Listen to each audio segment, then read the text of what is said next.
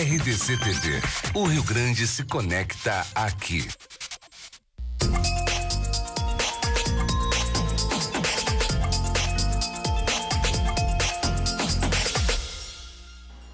Boa noite, amigos da RDC TV. Está no ar mais uma edição do nosso Cruzando as Conversas. Programa que já é hábito de você, telespectador, que durante a noite acompanha aqui na nossa emissora sempre um debate a respeito de um tema polêmico e importante para que depois das apreciações aqui no estúdio, o telespectador em casa, em qualquer parte do mundo, através da internet, possa tirar as suas conclusões.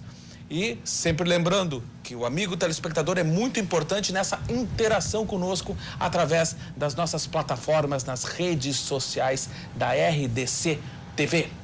E o tema de hoje diz respeito ao fundo partidário que vai acabar regendo as eleições deste ano, as eleições de 2018, já que desde 2016 não temos mais o financiamento privado de campanhas propriamente dito, né? Então, essas modificações que foram implementadas aí por uma reforma política que vai acontecendo aos poucos no Brasil é um dos nossos principais temas do debate de hoje aqui nos estúdios.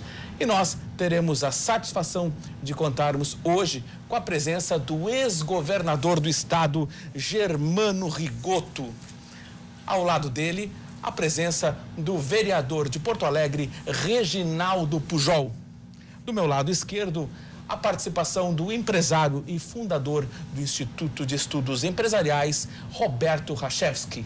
Ao lado dele, a participação do presidente do Diretório Estadual do Novo, Guilherme Enck. E antes de entrarmos propriamente dito no tema do fundo partidário, que vai aí financiar as campanhas eleitorais neste ano, jornalisticamente eu preciso fazer uma pergunta ao ex-governador Germano Rigotto. Meu amigo Rigotto, muito falava toda a imprensa, a população em geral, a respeito da sua participação no processo eleitoral deste ano. Estava sendo fortemente cogitada uma candidatura sua ao Senado, que acabou não acontecendo. Poderia saber, ex-governador Rigotto, por que o senhor optou por não concorrer nas eleições deste ano? Boa noite, governador. Boa noite. Primeiro, Sagreira, uma alegria vir pela primeira vez aos estúdios da RDC. Eu não conhecia a estrutura da RDC, fiquei impressionado com a qualidade dos estúdios, sabendo desta programação diária, programação própria, que começa pela manhã e termina só, acredito, com esse programa, Exatamente. Que vai até meia-noite. Então, muito feliz de poder, pela primeira vez, estar nos estúdios da RDC.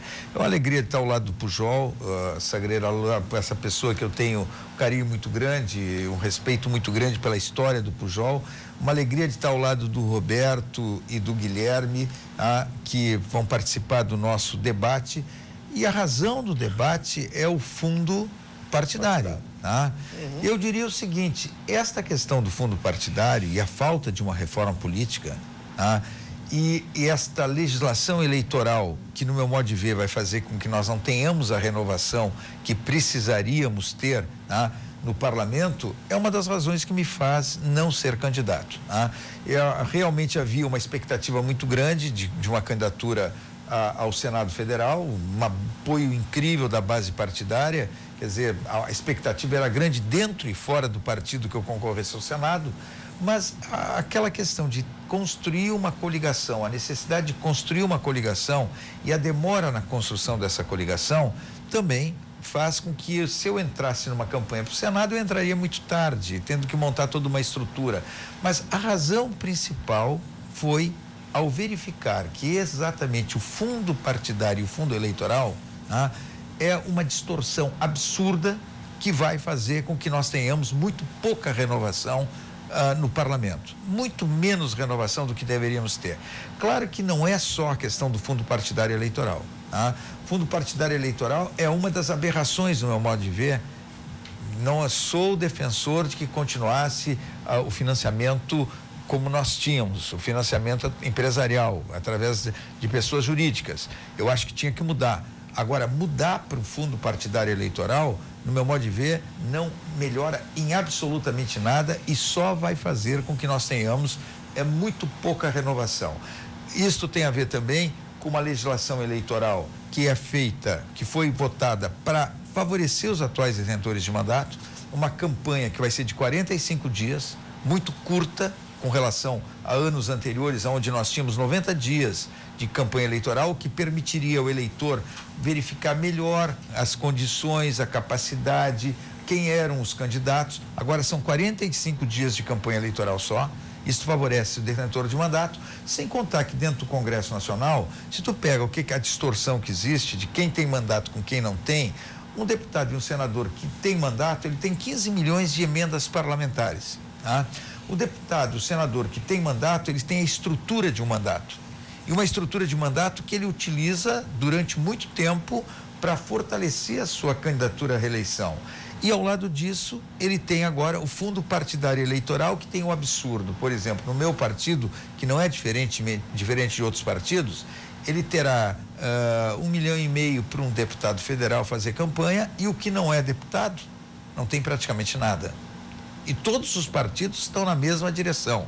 Quem tem mandato tem recurso do fundo partidário eleitoral. Quem não tem mandato não tem recurso. Então, isto vai levar a que nós tenhamos provavelmente uma renovação no Congresso Nacional que não passará de 20%, quando a sociedade está esperando e tem a expectativa de uma grande renovação, e vamos ter, por falta de uma reforma partidária, uma situação de um Congresso Nacional que hoje tem 26 bancadas representadas e que não terá, provavelmente, menos do que 20 bancadas representadas no Congresso Nacional. O que significa 20 líderes na Câmara, o que significa mais o líder da minoria, o líder da maioria, o líder do governo, 23 líderes. No Senado, 16, 17, 18 líderes, que é para não funcionar. Então, essas questões, que é a razão do nosso espaço hoje, é uma das razões que me levou a não ser candidato ao Senado. Indo no gancho da sua resposta, governador Germano Rigotto, e para passar também para os demais participantes, muito se fala na importância de uma reforma política no Brasil de verdade, sem casuísmos, né? Que seja realmente, que possa vigorar para valer no país.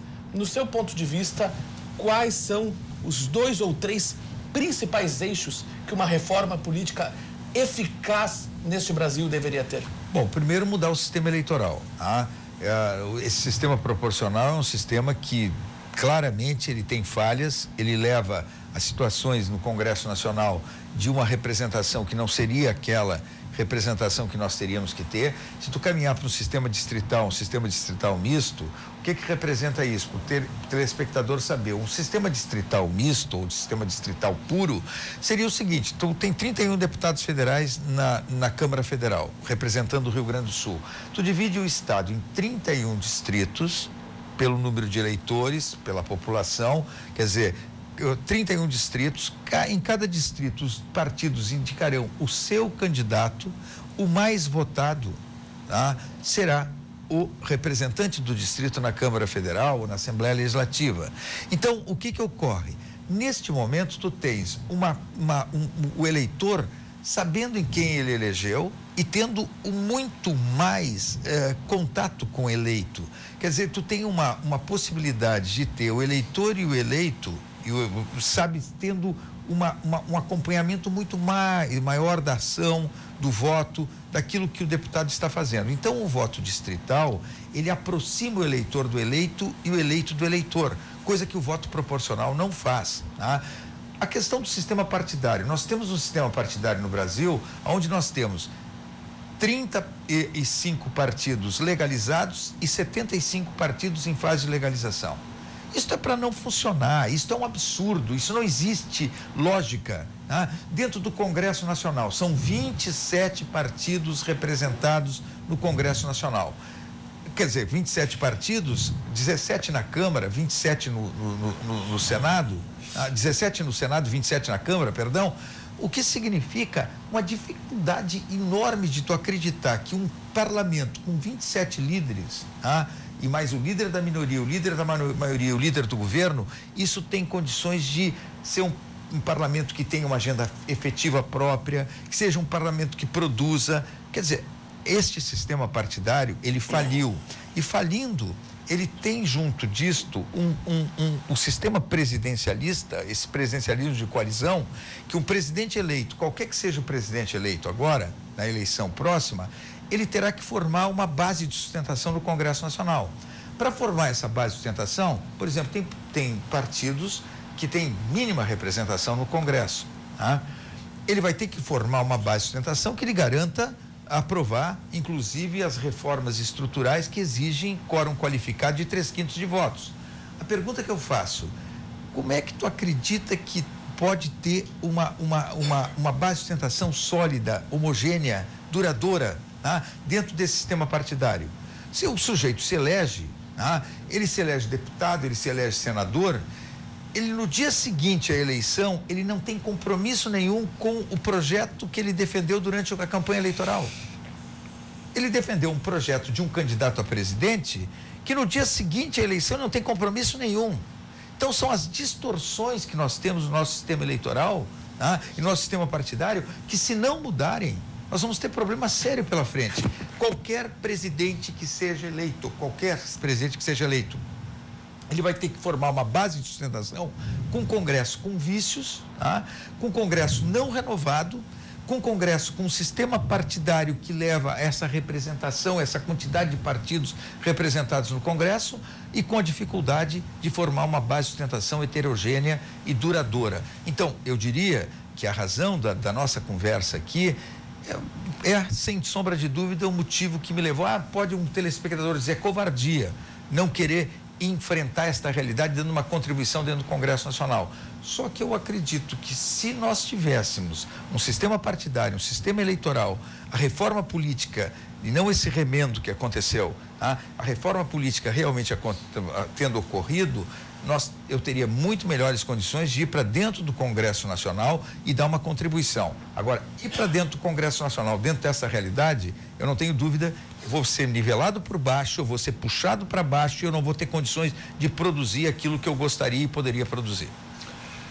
Guilherme Henck, presidente do Diretório Estadual do Novo, uma reforma política ideal, no seu ponto de vista, qual deveria ser a prioridade? Boa noite. Boa noite, Renato. Muito obrigado pelo convite, cumprimento os colegas, prazer estar aqui, estar conhecendo essa estrutura maravilhosa que vocês montaram.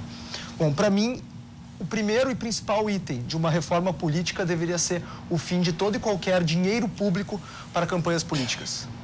O fundo partidário e esse fundo eleitoral, apelidado de fundão, dessa mini-reforma eleitoral que tivemos aí em 2017, é uma verdadeira excrescência, né? É dinheiro público do pagador de impostos que deveria ser utilizado para financiar saúde, educação, segurança pública, aquelas áreas que são prioritárias, né? Indo para partido político fazer campanha. Isso, para mim, é a maior distorção desse sistema, que acaba, como o ex-governador comentou, concentrando o poder nos mesmos. E esse, para mim, seria o principal ponto de uma reforma política.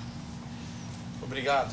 Vereador Reginaldo Pujol, amigo de longa data desde a época da antiga e saudosa cobertura que fazíamos na Rádio Guaíba, sobre as votações polêmicas que continuam, né, acontecendo na Câmara, né? Olha, se tem alguma coisa que os vereadores não podem se queixar no presente momento, é de que não haja valorização do trabalho legislativo e falta de protagonismo, porque o prefeito tem carregado uma quantidade enorme de projetos na Câmara que retiraram definitivamente a história que na Câmara a gente só votava voto de pesar, voto de congratulações em nome de rua.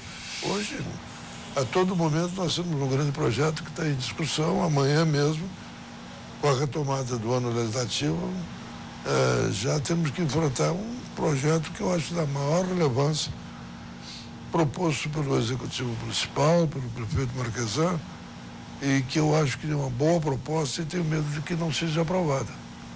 Porque está muito radicalizado o processo político. O prefeito tem alguns segmentos da sociedade antagônicos a ele, numa posição muito radical, e que eu vejo em determinado momento que não estão votando os projetos, mas estão votando uma forma de desgastar o prefeito em exercício, que coincidentemente não foi eleito por mim, eu não votei nele nem no primeiro nem no segundo turno, E me sinto muita vontade de dizer que tem vários projetos que ele propõe que são bons e que podem ser melhorados ainda pela ação independente dos vereadores, modificando em alguns setores e ajustando ele. Amanhã a votação se dá sobre a previdência complementar. E, indiscutivelmente, o Brasil todo está vivendo esse dilema das dificuldades. A nossa presidência pública está em regime falimentar, por assim dizer. Não há condição, cada vez surgiu uma maior necessidade de recursos e aí a capacidade tributária do país, da sociedade, está se esgotando e isso cria dificuldade de toda ordem. Então, ao te cumprimentar, para esse teu retorno assim para a primeira linha da programação política e ter esse programa tão libertário, assim, disponibilizando opiniões as mais diversas, entre as quais a gente ouve um ex-governador do Estado e o presidente de um partido novo. Pessoa que eu conheci há poucos dias numa situação muito especial, dentro de um campo de futebol, que surgiu de nós uma empatia natural e que eu fico satisfeito em vê-lo presidir um partido novo e ter uma opinião que coincide por inteiro comigo. Que diz respeito, eu acho que não deveria haver recurso público de forma nenhuma colocado nas campanhas eleitorais. Isso é um absurdo.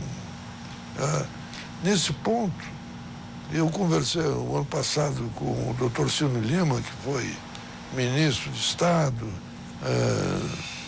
presidente de órgãos importantes, inclusive há pouco tempo atrás, o nosso complexo petroquímico do Estado, e ele me dizia o seguinte: em matéria de financiamento de campanha, nós estamos vivendo um verdadeiro retrocesso. Há algum tempo atrás, ele lembrou isso muito bem, se uma empresa, se um cidadão contribuía, ele declarava no imposto de renda que contribuiu para uma campanha e, inclusive, era retirado, governador, da base tributária. Não, hoje aqui no estado do Rio Grande do Sul tem uma situação especialíssima. Além de ele não poder deduzir, ele paga imposto, inclusive, pela contribuição que ele está fazendo. Então, isso é o contrário. Eu, por exemplo, por razões muito semelhantes a do governador, não fui tocado a concorrer no pleito eleitoral desse ano. Por quê? Porque eu nunca concorri em eleição eleitoral com recursos próprios, porque até não os tenho. Eu sempre fui apoiado por várias pessoas que acreditavam na minha posição, na minha proposta, e com esses recursos eu fazia campanha, não fazia uma campanha muito grandiosa, mas o suficiente para divulgar minhas propostas. Não tem condição de fazer isso, porque hoje tem algumas coisas até que viram piada, né? O sujeito não contribui, porque logo que ele contribui para o que era um relacionamento digno, ele prestava conta, etc., recebia de fulano, de Beltrano, etc. Agora vai para a internet, o sujeito já tem razão suficiente para não contribuir. Vem essa proibição, enquanto empresa não pode haver contribuição. Olha, então quem é que vai contribuir? Funcionário público? Aí vem um absurdo dos absurdos. É permitido nessa mini reforma, que dizem que é uma reforma política, inclusive com a reforma eleitoral para conservar os atuais deputados e senadores, o que é permitido? O sujeito que tem recursos próprios é rico, ele pode gastar o que quiser com a sua campanha dentro dos limites estabelecidos pelo Supremo, que é alguma coisa de campanha para estadual, parece que é 1,5 milhão, para federal 2,5 milhões. Quem tem? Eu acho que durante toda a minha vida eu não tive esse recurso à minha disposição. Não teria recurso para isso. Então, a resposta que o meu amigo tricolor colocou coincide com a minha. Eu acho que essa reforma política não foi reforma política e que essa opção pelo financiamento exclusivo de recursos públicos foi um tiro no pé que a sociedade brasileira Muita gente de boa fé batalhou para retirar a pressão dos grupos econômicos, etc. Aí ficou pior. É o grupo da máfia que domina o Congresso Nacional. E tem gente, inclusive, do meu partido, que formam os centrões, os centrinhos, etc. e tal, e dá no que está dando. O senador que o Rio Grande poderia ter, ex-governador do estado, eu tive o prazer de ser deputado enquanto ele governador do Rio Grande do Sul, e com muito orgulho serviu o governo dele. Ele era um homem muito correto. Ele podia ser um bom senador da República. Daqui a um pouco ele não vai deixar de fazer política. E aí o novo que está tentando trazer para a vida pública brasileira novos elementos, enfrenta todas essas dificuldades. O novo, por ser um partido novo, por não ter deputados federais em número expressivo, não participa desse fundo partidário. Em compensação, as grandes oligarquias da política brasileira, colocadas nos mais diferentes partidos, inclusive no meu, vão ter um maior quinhão desse particular para colocar para a manutenção de fulano, de Beltrano, dessas figuras carimbadas da vida brasileira, que a grande maioria da nação brasileira quer ver fora da política, mas que consegue no seu estado 0,5% dos votos, 1% dos votos, o suficiente para continuarem no Congresso Nacional fazendo esse jogo que todos nós conhecemos. Concordo com o Novo. O pior de tudo nesse processo é o chamado financiamento público das campanhas. É dinheiro do povo, dinheiro que foi imposto ao povo, porque é o dinheiro que tu contribui pela imposição do imposto, do tributo, da taxa, e que tu está contribuindo para que o Estado cumpra as suas finalidades. E não me é possível entender que uma das finalidades do Estado seja financiar as campanhas políticas dos partidos que se constituem. Por isso que nós temos hoje, disse bem o governador Rigoto, mais de 40 partidos. As dificuldades de funcionar a Câmara de Vereadores de Porto Alegre, que é um pequeno detalhe do processo, já é enorme.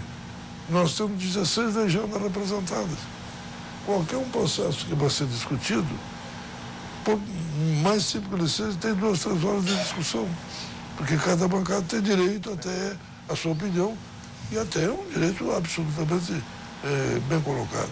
Agora, esse ano volta a se fazer uma mini cláusula de barreira. Tá? Espero que isso funcione e que dê o primeiro passo para a redução dessa verdadeira febre de partidos que hoje tem o país.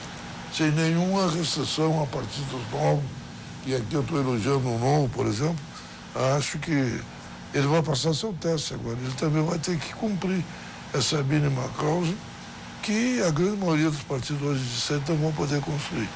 E já vai ser um passo para minimizar esse processo. Mas a Câmara dos Deputados, o Senado Federal, vai continuar sendo majoritariamente dominada por aqueles que hoje a dominam. Lembrando então aos telespectadores que interajam conosco aí através das nossas redes sociais, nosso WhatsApp 998159990, que está aparecendo aí na sua tela, e também através do Facebook. Façam as suas perguntas, encaminhem aqui para os nossos convidados. Vamos ouvir a manifestação inicial do empresário Roberto Rachevski. Boa noite. Boa noite, Renato. Muito obrigado pelo convite mais uma vez. É um prazer retornar a casa. É um prazer também enorme conversar com o nosso querido governador Rigoto, nosso vereador Pujol e o grande presidente do Partido Novo, o jovem Guilherme Henke. Eu acho que nós estamos chegando num momento de uma reflexão profunda a respeito do nosso sistema político eleitoral. Nós aqui na bancada, de uma certa maneira, concordamos com relação não apenas ao fato de que não funciona hoje o sistema como ele está, mas na realidade ele é totalmente disfuncional. Ou seja, ele não só não faz aquilo que deveria fazer, como ele faz exatamente o que não deveria fazer. Porque um sistema representativo democrático como o nosso, ele tem um objetivo. daqueles que nos representam levarem os nossos anseios, a nossa ética, aquilo que a gente entende como deveria funcionar a sociedade, para o debate amplo, democrático, no sentido de fazer com que cada indivíduo possa, dentro desse contexto, ter os seus direitos individuais, o direito à vida, o direito à liberdade, o direito à propriedade, o direito a buscar a felicidade, garantidos pelo governo. O que nós vemos é exatamente o oposto. Não há representatividade mais entre o setor produtivo e o setor coercitivo da sociedade. O setor coercitivo é o setor que utiliza as leis e a coerção do Estado para fazer com que a sociedade funcione. E o setor produtivo é aquele que procura criar os valores e as riquezas necessárias para que a sociedade se desenvolva. Eu estava pensando, antes de vir para cá, a respeito de como nós chegamos aqui. Quer dizer, o fundo partidário e o fundo eleitoral são a ponta do iceberg desse modelo disfuncional que nós temos. Para que serve a democracia? Há muito tempo atrás não se tinha o sufrágio universal, né? Só votavam aqueles que tinham propriedades, por exemplo. Por quê? Porque no contexto social essas pessoas utilizavam o governo para que o governo defendesse aquilo que essas pessoas tinham, defendesse o direito dessas pessoas sobre aquilo que tinham, porque a gente tem direito sobre aquilo que é nosso. Nós não temos direito sobre o que é dos outros. O nosso processo político brasileiro inverteu quase que totalmente essa ideologia, vamos dizer assim. Hoje, o Estado, o governo, serve a interesses que estão alocados dentro do setor coercitivo da sociedade, de maneira que o setor coercitivo expolie ao extremo o setor que produz na sociedade. E a intervenção governamental é tão grande que o setor produtivo atua também de maneira disfuncional. De um modo, vê os seus direitos violados e tenta se defender contra essa intervenção governamental, e de outro lado, setores do setor produtivo, empresários ou corporações sindicais ou de associações empresariais procuram utilizar o Estado para buscar privilégios através do uso da coerção, que o Estado tem um monopólio. Então, essa disfunção toda realmente existe, e eu fico muito satisfeito, particularmente, de saber que o governador Germano Rigoto abriu mão de uma candidatura por causa desse problema. O que nós precisamos, efetivamente, é fazer com que este modelo que nós temos seja totalmente modificado, e o fundo partidário e o fundo eleitoral, que na realidade é uma forma dos políticos que estão instalados em Brasília dividir entre si o butim da pilhagem que sofre a sociedade, isso precisa acabar. Enquanto isso não acabar, nós não teremos realmente a renovação que nós tanto precisamos. Nós vamos para um rápido intervalo comercial e logo em seguida estaremos de volta aqui pela RDC TV.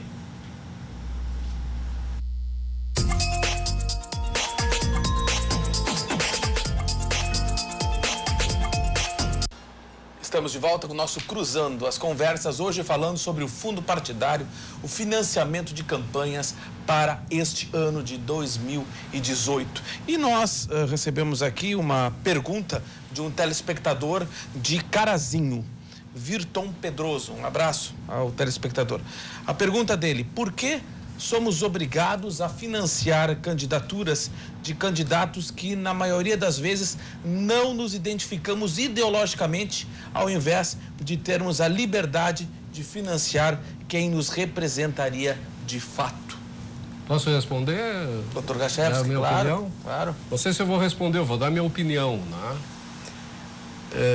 No meu modo de entender, o fundo partidário e o fundo eleitoral, eles atacam a sociedade no que ela tem de mais sagrado. Não é o dinheiro que eles usam, que é sagrado também, mas o que é mais sagrado é a nossa liberdade de expressão.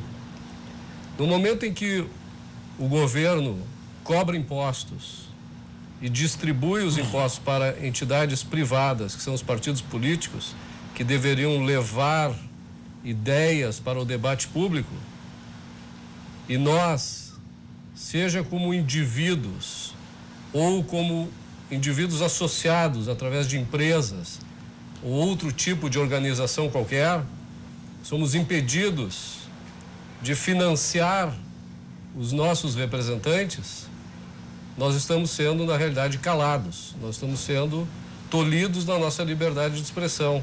Porque no sistema político, se expressar livremente, ela é uma atitude que pode ser tomada de 4 maneiras, pelo menos. Ou a gente se candidata a um cargo público, ou a gente vota em alguém para nos representar, ou nós promovemos, e hoje as redes sociais são um instrumento excelente para fazer isso, nós promovemos os nossos candidatos, ou nós financiamos a campanha dos candidatos que nos representam, aqueles que levam para o debate as ideias com as quais nós concordamos, no sentido de defender os nossos interesses, a ética que a gente entende que é a mais adequada, para que no debate dentro da sociedade a gente possa estar presente dessa maneira.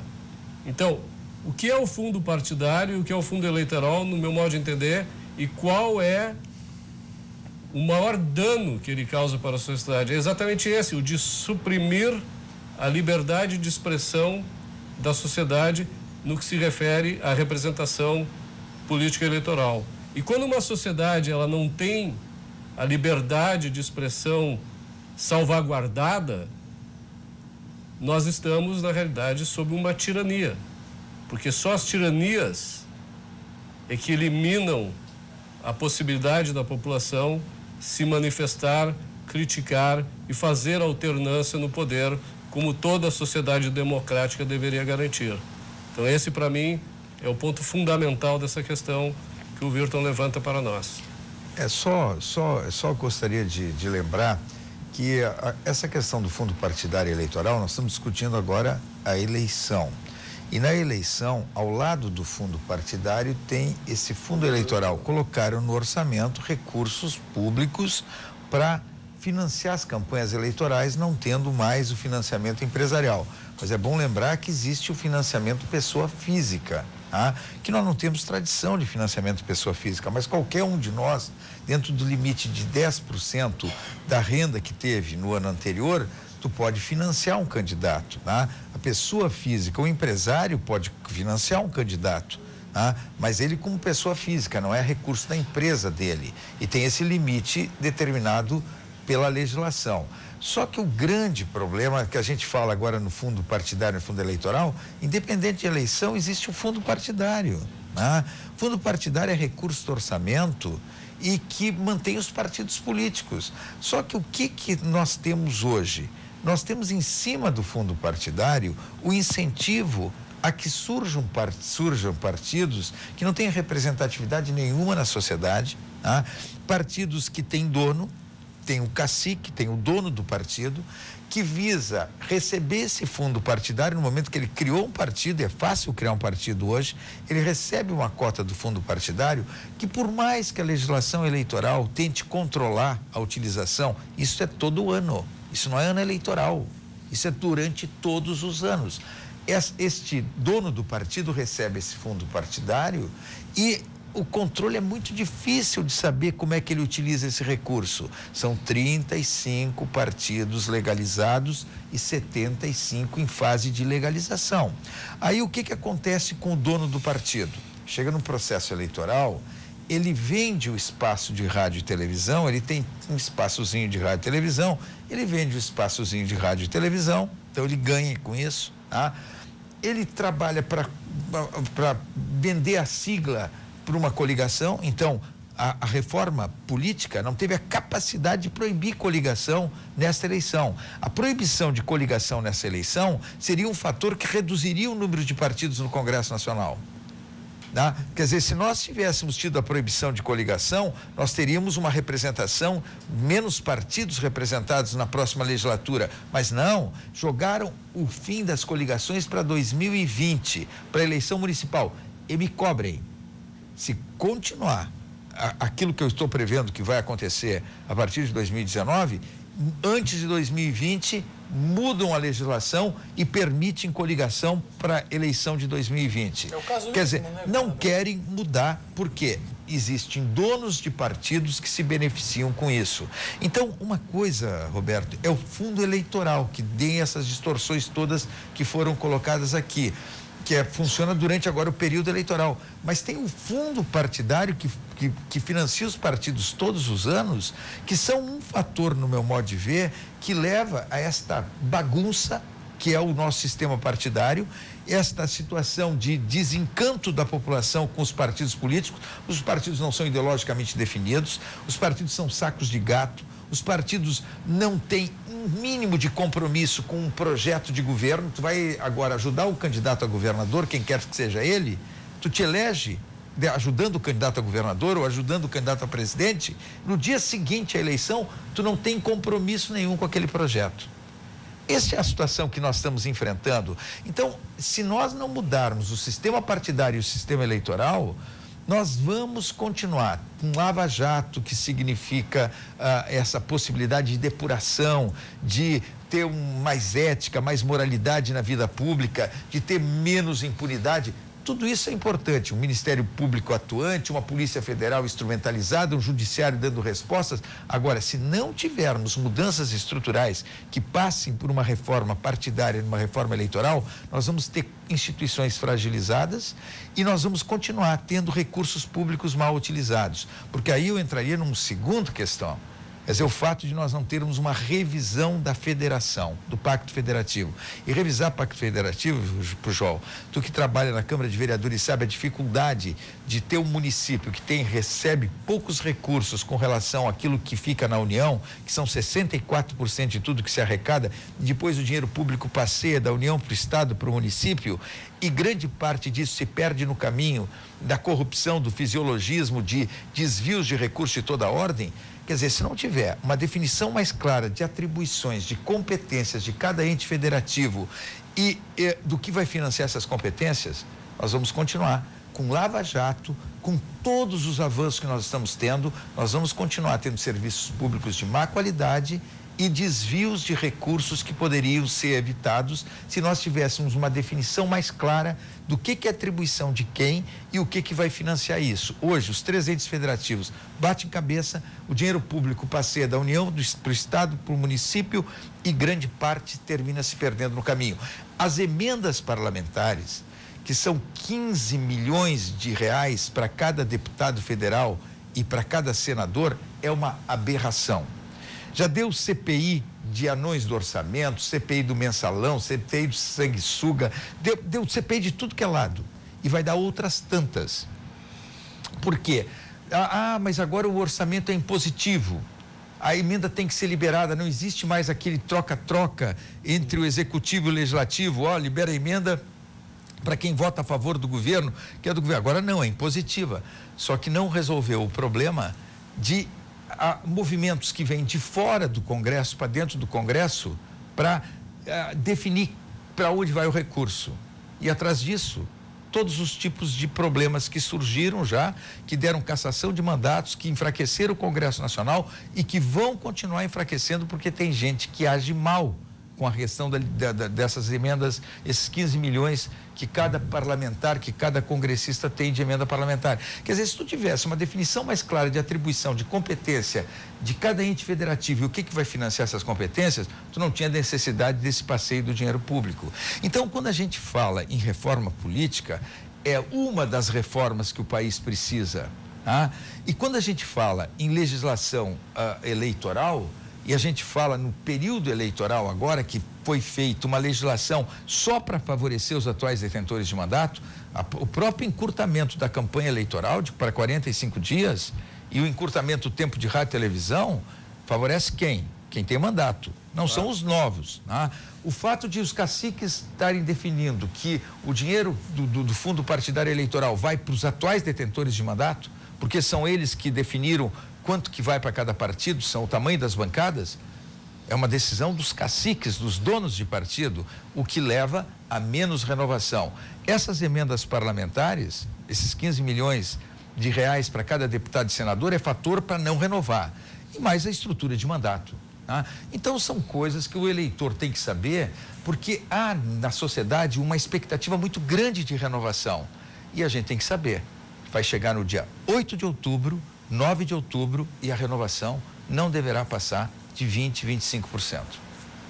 Eu acho até que é um pouco otimismo do nosso querido Rigoto, que nós temos uma visão muito gaúcha do processo, tá? E, sinceramente, eu acho que nós gaúchos somos muito mais responsáveis e cobramos muito mais dos detentores de mandatos, que, de certa forma, responde com mais responsabilidade do que o proselitismo que se dá a partir de São Paulo para cima, aonde as coisas se acomodam de outra maneira. Mas eu queria acertar o seguinte: é muito duro para nós, que somos dirigentes partidários, que nem o Guilherme é do Novo, eu sou presidente do partido aqui em Porto Alegre, de nos dirigir ao eleitor agora chamando ele para que ele tenha que votar. E não tem outro caminho. Se a coisa está indo muito mal assim, vai ficar muito pior se continuar essa iniciativa que muitos propalam e acabam tendo resultado de anulação de voto, de omissão, enfim, de toda ordem.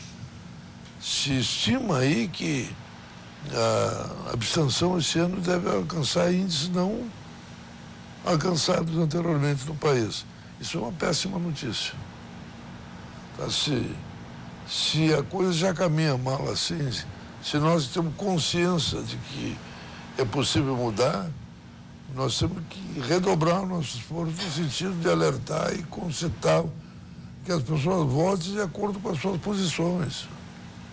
Porque essa própria loucura do financiamento público aí das campanhas eleitorais tem no seu bojo um comportamento ideológico.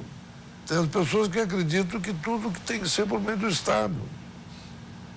Que a economia tem que ser gerida pelo Estado, que todos têm que ser dependentes das benesses da burra estatal. Então, reprimem a participação de um empresário que não pode, disse bem, Roberto, não pode contribuir com alguém que represente as suas posições. Então, o que vai sobrar? Se os recursos viabilizados para a campanha política são uma decorrência da teta estatal.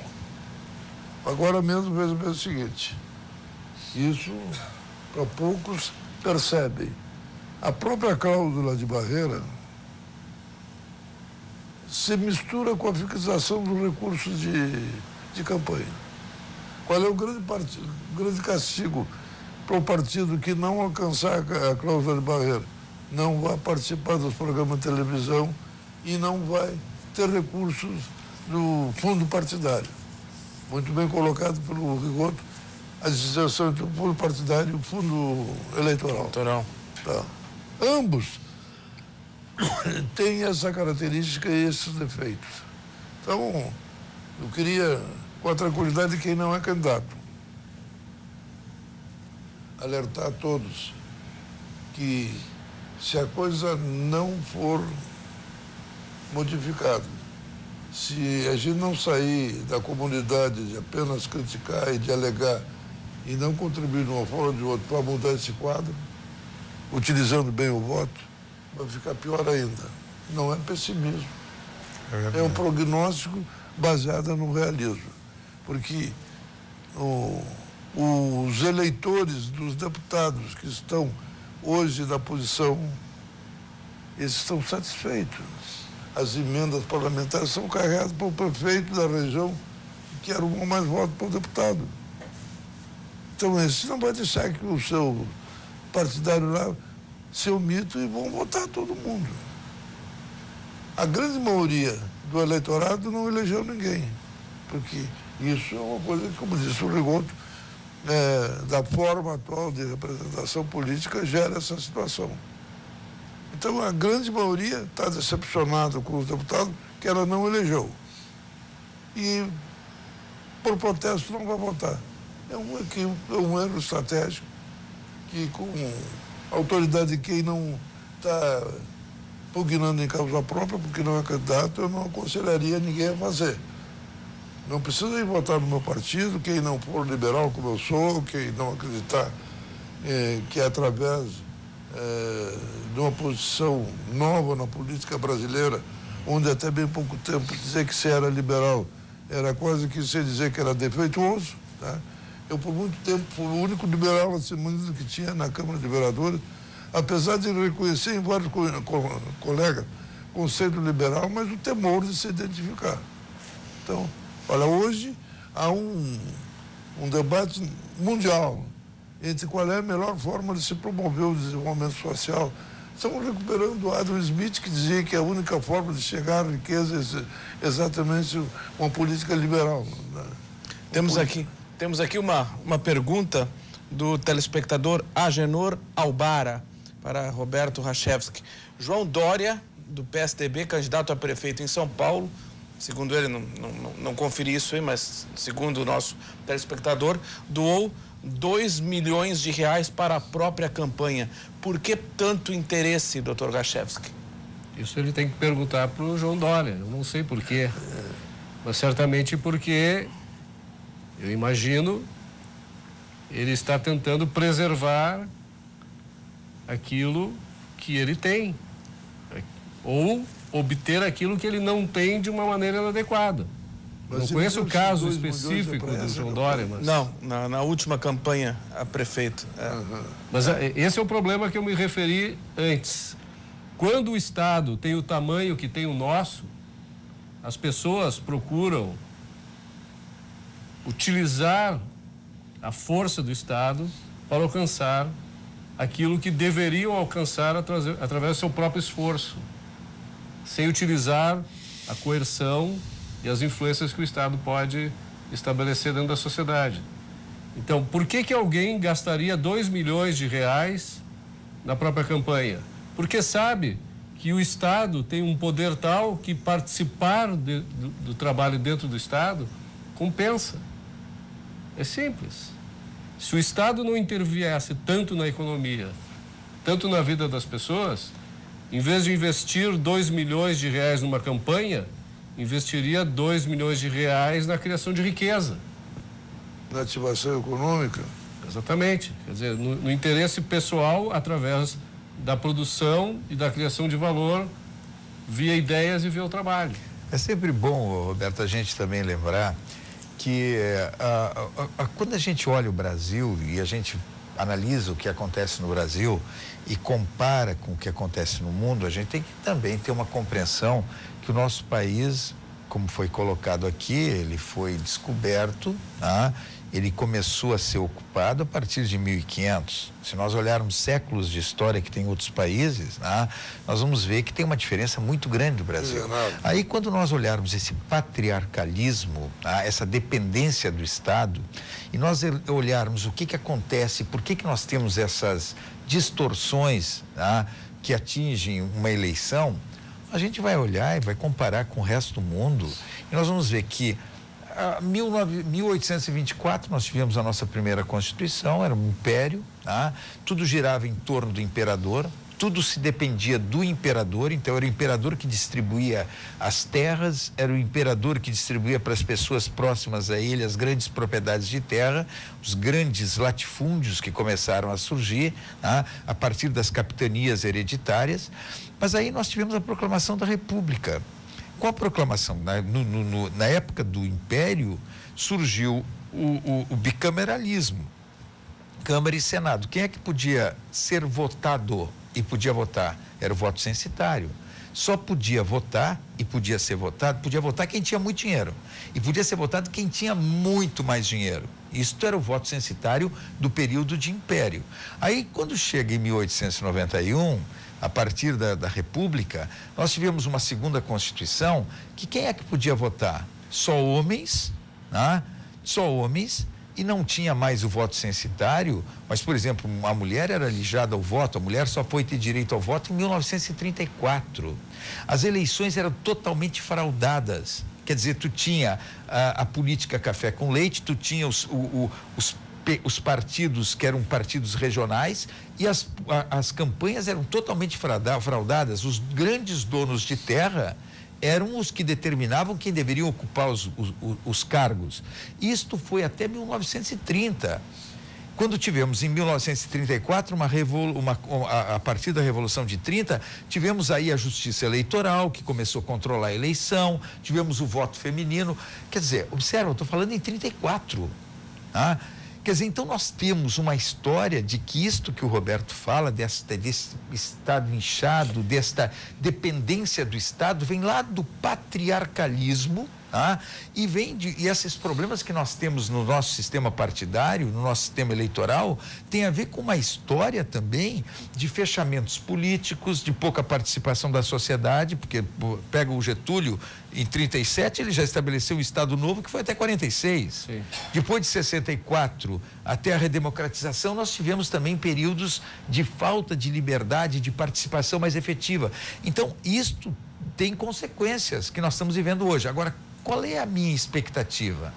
É que a politização da sociedade, a informação que as pessoas estão recebendo, vão obrigar, se eu sou um pouco pessimista com relação ao que vai acontecer em 1989, com qualquer que seja o presidente eleito, por esta situação de um Congresso que vai ter, Pujol, esse problema estrutural mantido, tá?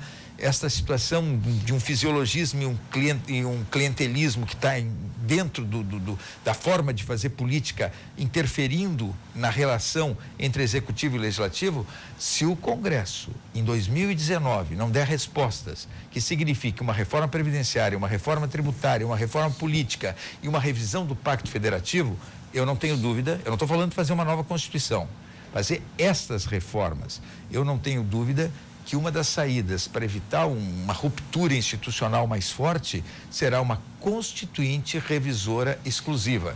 Isto é, pessoas independentes do Congresso que serão eleitas para, em um ano, fazer essas reformas e vão para casa e não pode concorrer por 6, 8 anos. Isso. Quer dizer, o Congresso continua votando leis ordinárias, leis complementares, até mudanças na Constituição que não tenham a ver com aquilo que o ato convocatório dessa constituinte exclusiva vai determinar, tá?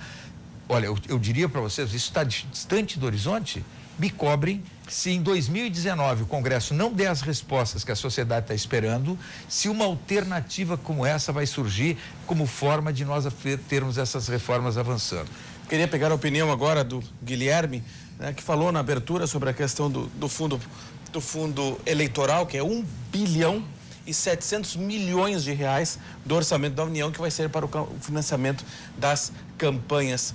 Então, logo em seguida, depois do nosso intervalo comercial, eu vou abrir contigo, Guilherme, para saber que, na opinião do Novo, qual seria a melhor maneira de o candidato ter o seu financiamento de campanha, tá? Essa vai ser a nossa abertura do próximo bloco. E lembrando sempre os nossos telespectadores que interajam conosco aí através do WhatsApp e também pelo Facebook das nossas plataformas a respeito aí do fundo partidário eleitoral, as regras do financiamento da campanha deste ano. Já voltamos logo em seguida.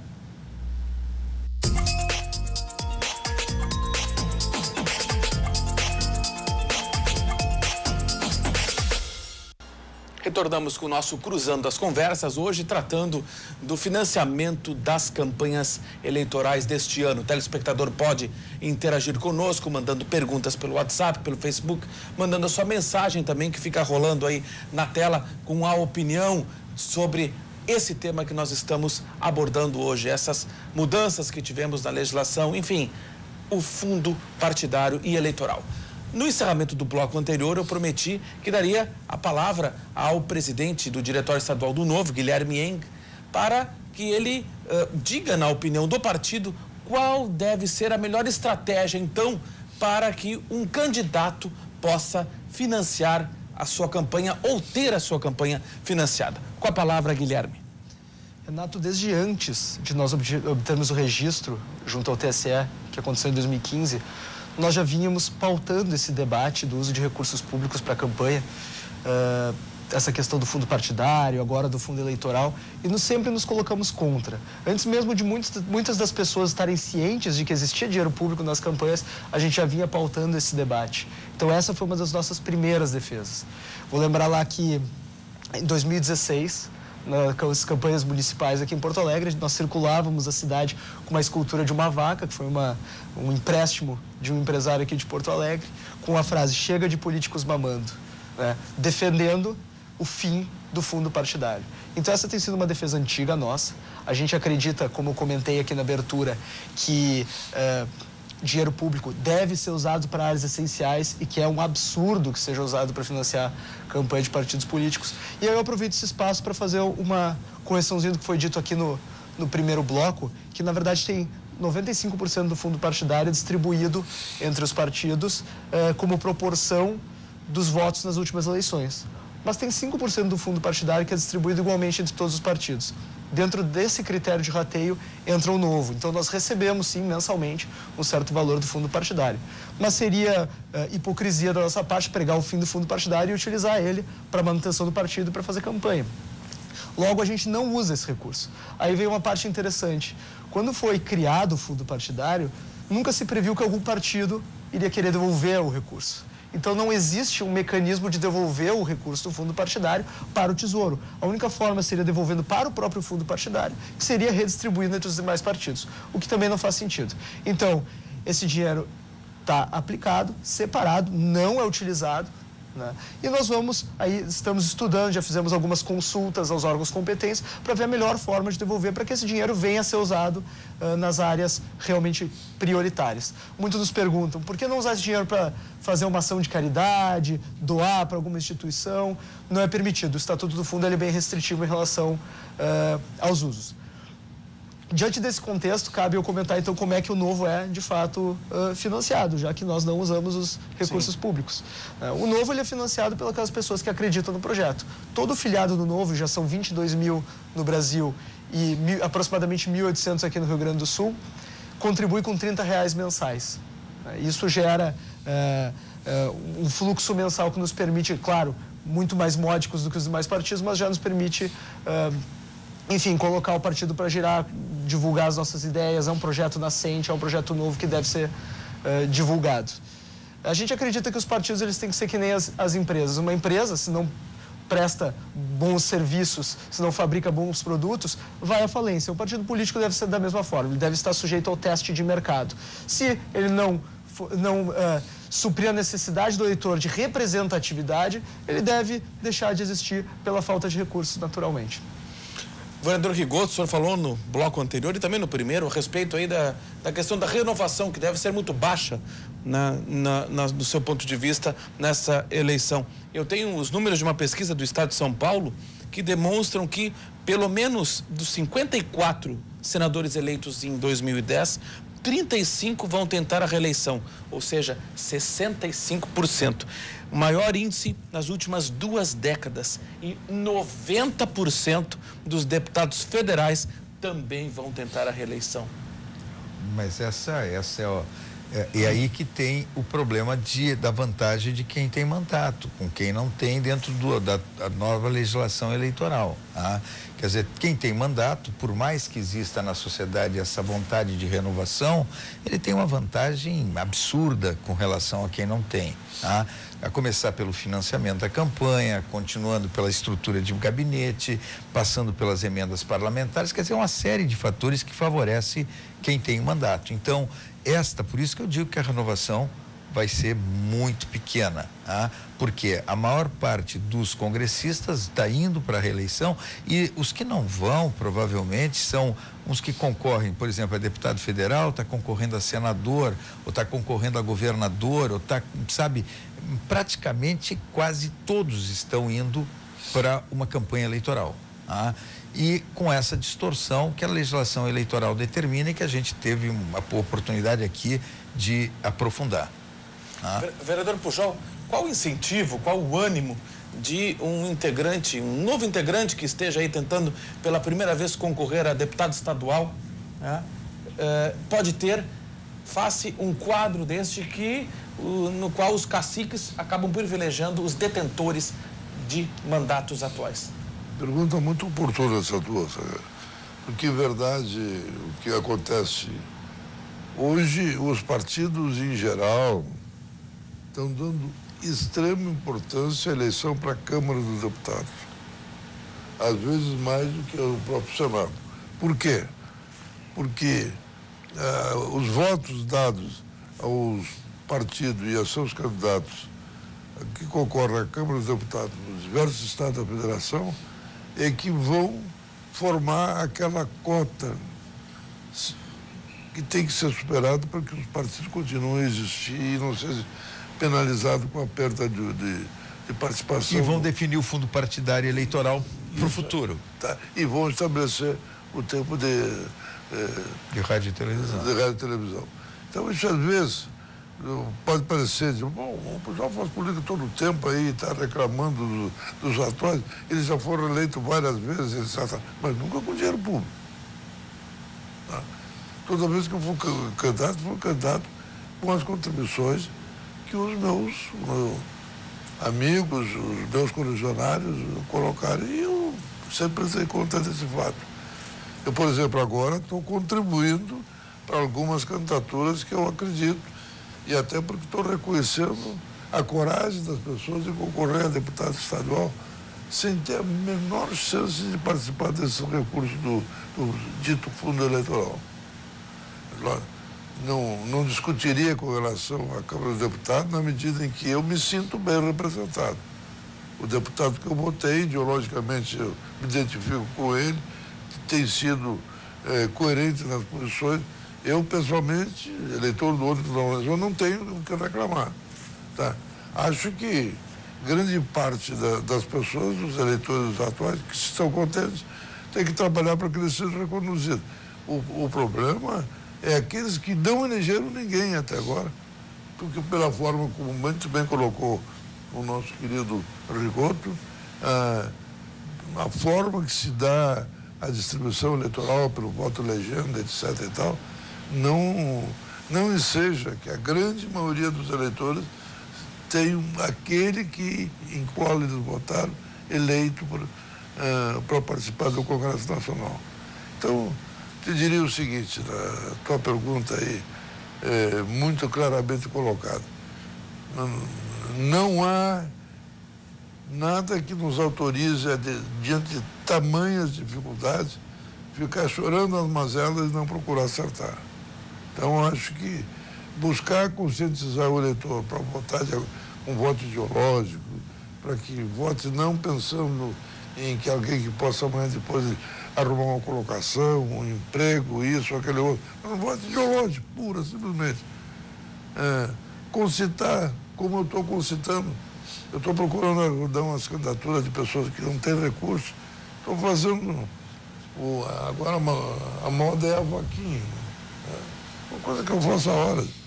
A minha primeira eleição eu fazia rifa. Eu rifava o meu carro, tá? Para conseguir recursos. Tá? E com isso fui satisfazendo. Eu acho que é uma forma muito mais democrática de participação, muito mais legítima. Cumprimento a vocês do Novo que estão fazendo assim. Tá? Olha, e vocês tendem a conseguir resultados positivos. Eu tenho sido colega lá do Camusato, tem feito muito bom trabalho na Câmara de Vereadores, qualifica, inclusive, a atuação do partido. Cumprimento a tia e a todos os demais colegas. Espero que vocês consigam também colocar a gente na Assembleia Legislativa. Isso é bom para a democracia. que partidos com esse tipo de consistência do novo tenham representantes eleitos. Tá? Guilherme, e qual vai ser o incentivo, então, para esses novos candidatos que estão surgindo aí no cenário?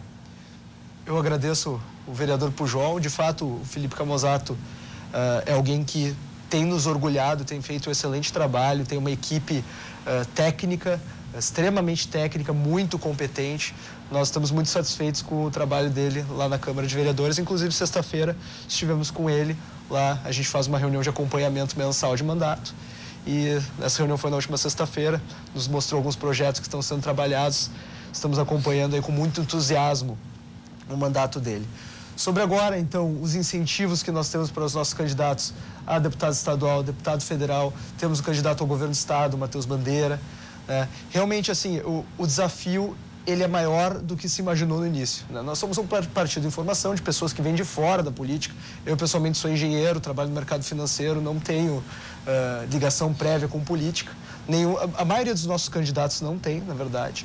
Então, é um aprendizado, né? Só que a gente tem, os incentivos têm sido muito bem colocados para nós na medida que a gente tem levado as nossas ideias para a população. A população tem recebido muito bem isso, a gente percebe essa ânsia de renovação e eu acho que a gente vai conseguir surfar essa onda de uma maneira bem eficiente, né? Como o governador Rigoto colocou, todo o sistema está montado para proteger aqueles que estão lá. Então, na avaliação dele, a renovação vai ser de fato baixa. É muito difícil se tornar conhecido em 45 dias de campanha, com poucos recursos, pessoas que não têm qualquer ligação prévia com política. Então, a forma que a gente tem tentado driblar essa defesa do sistema é utilizar de fato a exponencialidade das redes, das mídias sociais. É assim que a gente vai conseguir levar a mensagem para o maior número de pessoas e chegar lá. Dr. Gachewski, opinião de Irineu Kassel. Os últimos anos mostraram que a mudança política do Brasil é possível, mas lenta. O povo nas ruas e a Lava Jato têm empurrado as instituições para decisões corretas. É a opinião dele.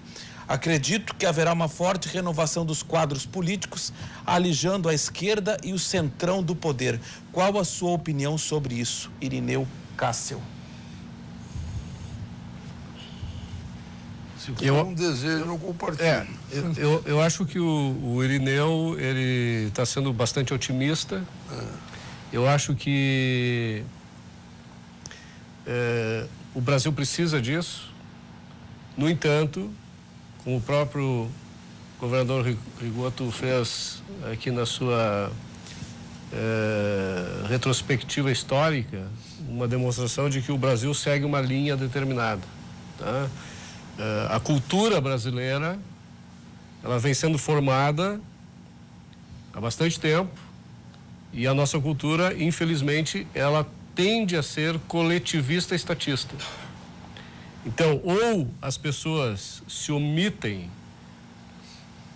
da necessidade de criar os valores e a riqueza necessária para elas se manterem e prosperarem e acabam esperando do Estado o provimento desses bens, ou procuram se adonar do Estado para fazer com que isso se torne mais fácil, né? E a sociedade que produz, a sociedade que anseia, como o Irineu, por uma reformulação, ela ainda é uma sociedade em formação, porque a nossa cultura, ela nunca teve o desenvolvimento nesse sentido, o sentido de se criar uma sociedade mais individualista, na concepção de que todos nós temos o direito de buscar a nossa felicidade através do exercício da nossa liberdade e do usufruto da nossa propriedade, obviamente sem violar os direitos dos outros, né? Então, o processo é lento, o processo vai continuar lento, mas nós somos ajudados, de uma certa maneira, por aqueles que governaram o Brasil nos últimos 15 anos, que levaram a sociedade brasileira quase ao colapso. Então, eu, por exemplo, sou um verdadeiro adepto do liberalismo, do capitalismo radical, aquele onde as pessoas são livres para cooperarem, produzirem, desenvolverem aquilo que acham interessante para si, para os outros. Isso é fundamental para uma sociedade prosperar. Agora, nós no Brasil nunca fomos educados nesse sentido. Nós somos educados de outra maneira. Nós não temos formação e educação para sermos pessoas livres e independentes. E a prova está que o nosso sistema político eleitoral é formado da maneira como é. Então, os céticos, infelizmente, devem ter mais razão do que os otimistas.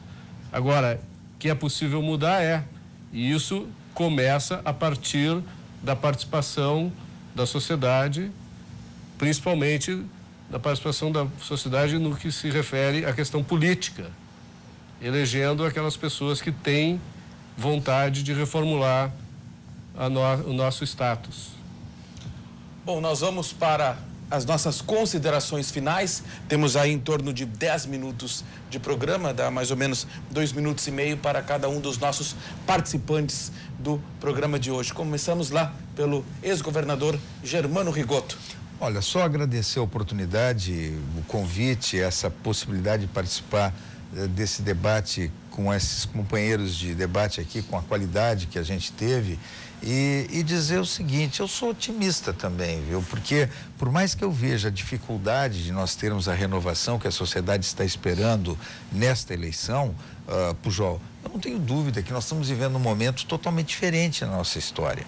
Todos esses problemas que nós tivemos ao longo da história, que a gente paga a conta hoje, nós nunca tivemos a quantidade de informação que a população está recebendo. Se nós olhávamos, o Pujol falou de São Paulo para baixo, se nós olhávamos do sudeste para baixo, sudeste-sul do Brasil, nós víamos sempre uma população mais politizada que a população do norte, do nordeste, do centro-oeste. Pois bem, a falta de informação levava à despolitização. Agora a informação está chegando rapidamente através de rádio, televisão, através de jornais, através de revistas e através das redes sociais. As pessoas estão recebendo informação, são bombardeadas da boa e até da má informação. Mas essa quantidade de informações, no meu modo de ver, vai fazer com que a população brasileira como um todo, ela tenha um processo de politização muito maior. E esta politização, quando eu digo politização, é o fato de formação de opinião para ver aquilo que efetivamente tem que mudar. Então, a mudança do sistema partidário, a mudança do sistema eleitoral, uma reforma política para valer, essas outras reformas, elas não aconteceram, eu concordo com o Roberto, existe uma dificuldade de elas andarem com a rapidez como nós gostaríamos, mas elas vão ter que acontecer. E vão acontecer pela pressão da sociedade, que num primeiro momento ela pode ficar decepcionada porque ela queria mudança e ela pode até não ter ajudado na mudança. Cada um pode não ter feito efetivamente a sua parte para que a mudança ocorresse, mas ela vai se conscientizando que aquilo que ela não fez agora, o que ela não vai fazer nessa eleição, ela tem que fazer logo em seguida, e a pressão vai crescer, e essa pressão crescendo vai ter obrigatoriamente que ter instituições mais fortes, pessoas que vão para a vida pública com o objetivo de fazer o bem e não se beneficiar, de se favorecerem, de buscar vantagem pessoal, ocupar espaços em governo. Então, os partidos vão ter que se transformar. E a sociedade politizada vai obrigar que nós tenhamos um país diferente do que nós temos hoje. Eu não tenho dúvida disso. Guilherme Eng. Eu acho que era o economista americano Milton Friedman que comentava, que nós não podemos esperar as pessoas certas estarem no poder, nós precisamos criar os incentivos para que as pessoas erradas façam as coisas certas. E esses incentivos nada mais são do que o ambiente da opinião pública. E o ambiente da opinião pública nunca teve mais propício à renovação. Mas a gente também tem que ter em mente que renovar não é só botar pessoas novas. Nós temos que botar ideias novas. E ideias novas é fazer as pessoas entenderem, os nossos representantes entenderem que o papel do Estado deve se voltar a proteger a propriedade privada do cidadão, a proteger a liberdade do cidadão e a proteger a vida do cidadão. Essa é a função mais primordial do Estado e que ele está falhando em nos entregar até aqui. Então, eu acho que aí, dia 7 de outubro, a população vai ter uma chance de levar o Estado de volta para a função original dele, e eu quero muito ser confiante de que a população vai aproveitar essa chance. Vereador Reginaldo Pujol. Bem, eu, ao lado de agradecer essa oportunidade singular que tem nos ensejado, a mim e aos demais companheiros aqui do programa, eu queria até seguir na linha do Roberto, no sentido de que as mudanças são possíveis, ainda que lentas. Eu ficaria contente se não houvesse um retrocesso.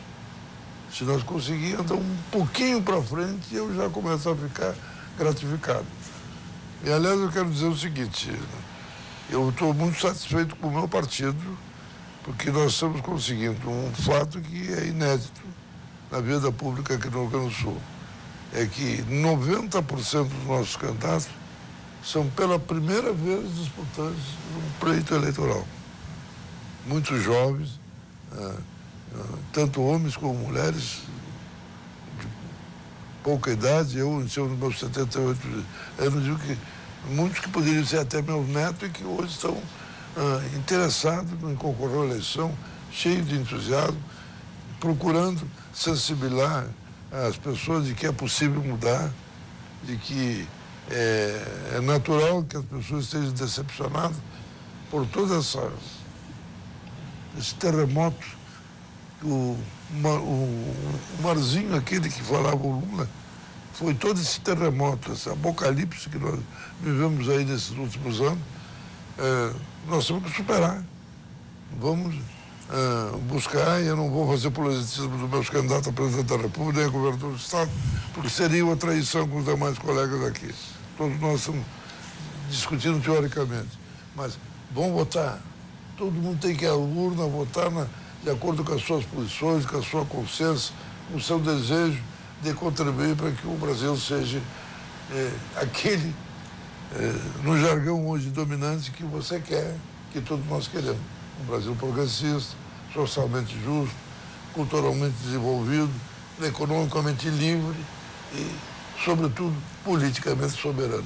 Esse é o meu recado, agradecendo a ti e a direção do programa que nos permitiu esse contato maravilhoso com essa pleiade de ouvintes que até essa hora está nos ouvindo. Vamos ao voto, cada um com a sua convicção. Empresário Roberto Rachevski. Eu aproveito a lembrança do Guilherme, que falou no Milton Friedman. Milton Friedman casualmente nasceu no dia 31 de julho, hoje ele estaria fazendo 106 anos. E um dos pensamentos dele, e Milton Friedman é talvez um dos liberais mais populares que há internacionalmente. Um dos pensamentos dele dizia o seguinte, que mudanças efetivamente só ocorrem em tempos de crise.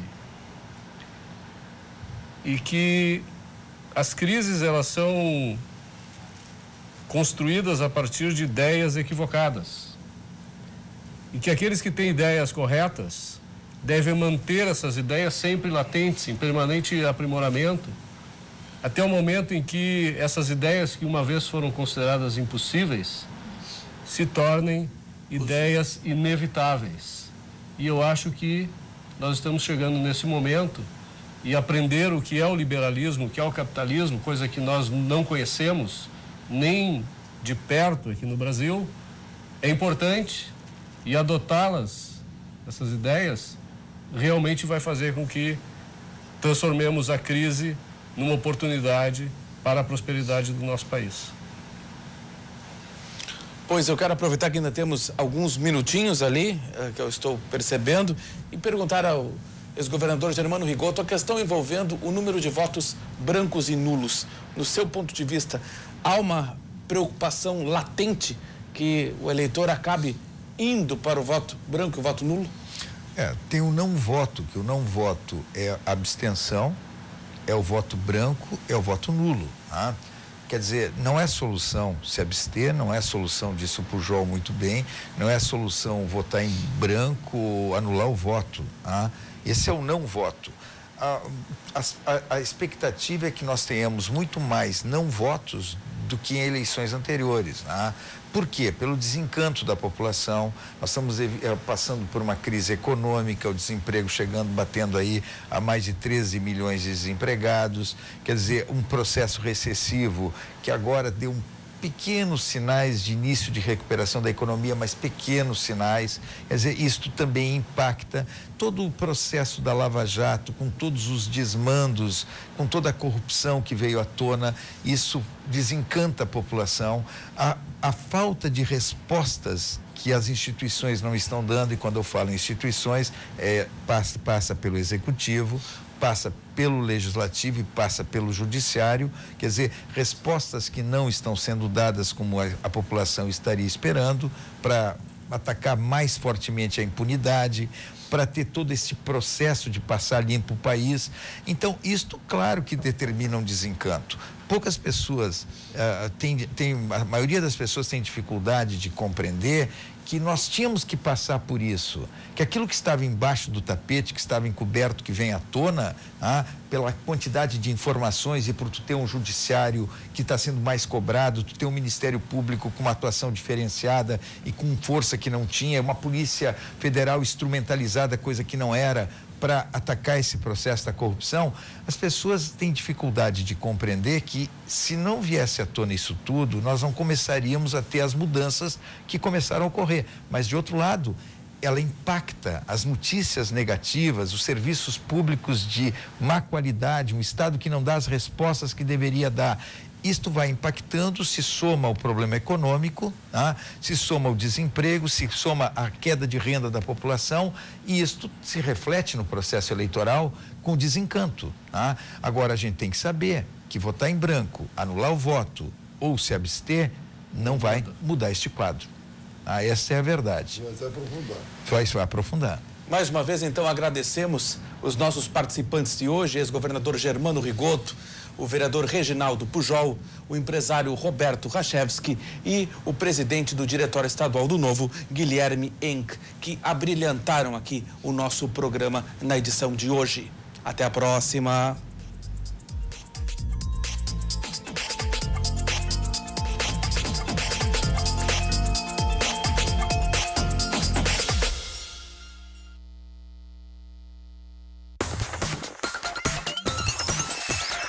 RDC TV. O Rio Grande se conecta aqui.